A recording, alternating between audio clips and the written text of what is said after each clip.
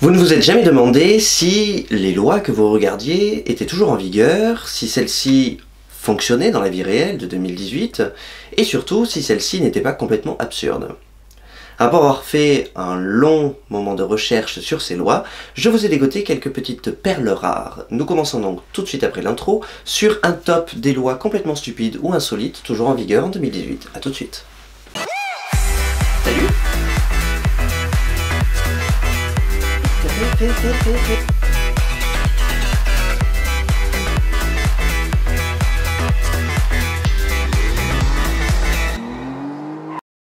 Savez-vous que d'une certaine façon, vous êtes propriétaire de la terre et du ciel chez vous?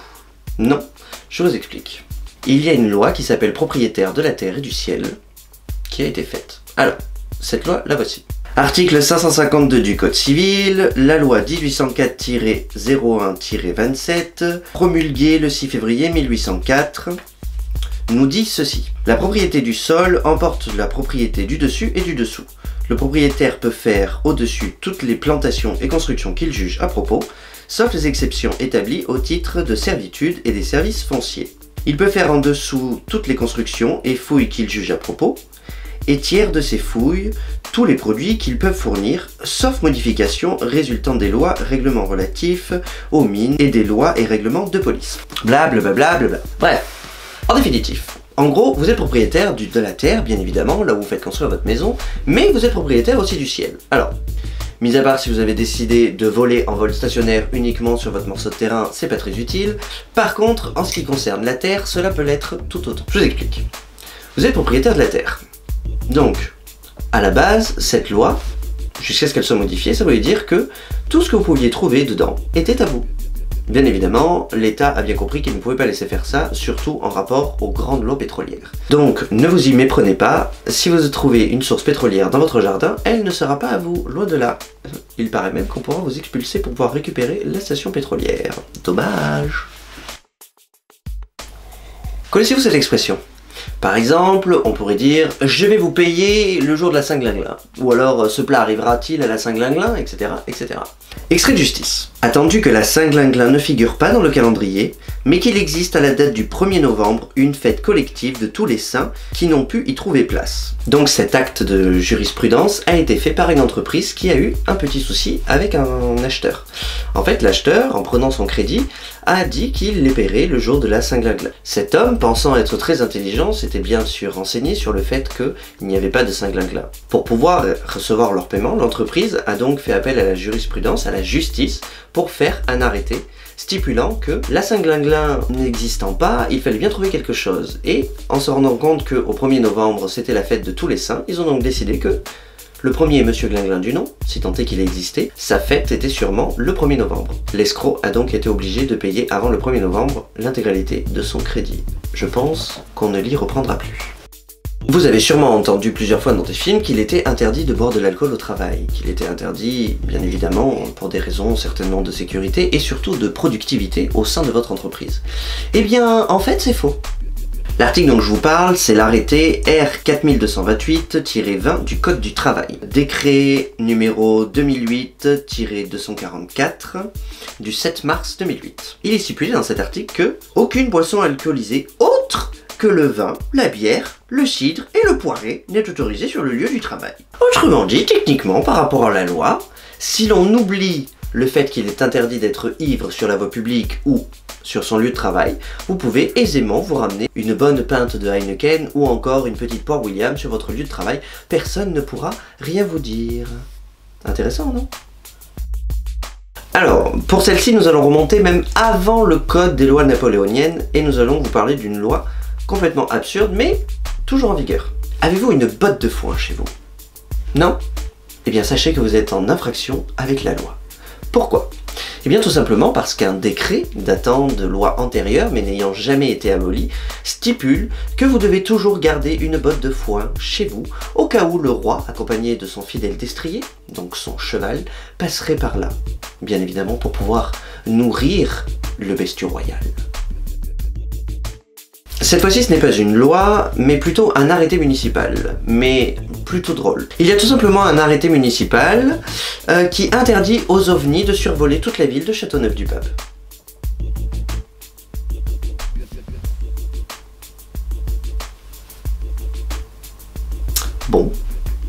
Écoutez, la seule chose qu'on peut dire, c'est qu'à première vue, ça a marché puisque le maire de la ville se vante qu'aucun ovni n'est jamais passé au-dessus de sa ville. Avez-vous envie de devenir immortel? Oui? Non? Eh bien, je vous invite tous à aller dans la charmante ville de Cugno. Pourquoi me direz-vous? Eh bien tout simplement parce qu'il est totalement illégal et interdit de mourir dans la ville du Cugno.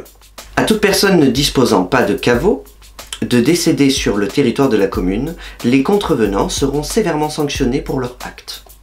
Alors pourquoi cet arrêté municipal? Eh bien tout simplement parce que dans la ville de Cugno, en 2007, il y avait énormément de terrains militaires tout autour du cimetière de la petite ville qui était déjà en surpopulation totale et qui était déjà submergée de morts. Forcément, vous vous en doutez, plus une ville s'agrandit, plus il y a de morts en son sein, c'est logique. Eh bien, pour faire pression sur l'État afin qu'il déplace leurs terrains militaires et que la ville puisse agrandir son cimetière, ils ont tout simplement décidé qu'il était interdit de mourir dans la ville. Avez-vous l'intention de vous marier? Oui? Vos parents sont-ils toujours en vie? Dans ce cas, je vous conseille la chute dans l'escalier parce que voyez-vous, ils peuvent vous en empêcher, même si vous êtes majeur. Je vous explique ça tout de suite. L'article 172 du Code civil, loi 1803-3-17 promulguée le 27 mars 1803, oui je sais que tout le monde s'en fout, mais au moins ça prouve que les articles sont authentiques. Le père, la mère et, à défaut de père et de mère, les aïeuls ou tuteurs peuvent former opposition au mariage de leur enfant et descendants, même majeurs. Eh bien oui, effectivement, cela existe, cela est possible. Vos parents peuvent refuser votre mariage. Attention aux discordes familiales.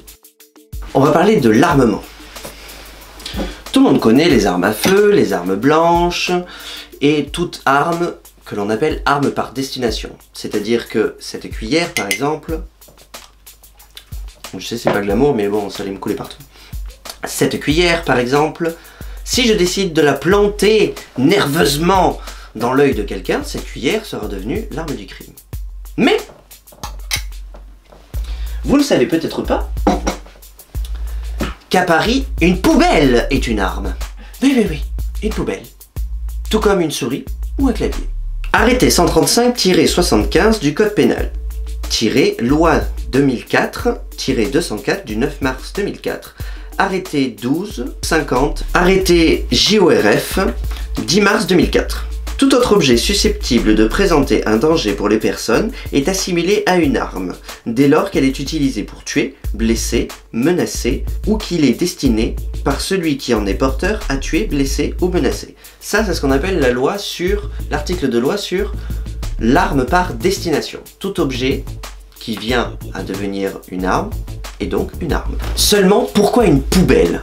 Me direz-vous? Eh bien tout simplement parce que, à Paris, à l'époque où cette loi allait être rédigée, quelqu'un s'est tout simplement acharné sur un pauvre individu à coups de poubelle dans la tronche. Jusqu'à ce que mort s'en suive, bien évidemment. Petite question par contre. Vous voyez, vous, tuer quelqu'un avec une poubelle? Tout le monde pense, à tort, aujourd'hui, que la femme n'a pas le droit de porter un pantalon. Or, cette fameuse loi napoléonienne a en fait été abolie en 2016.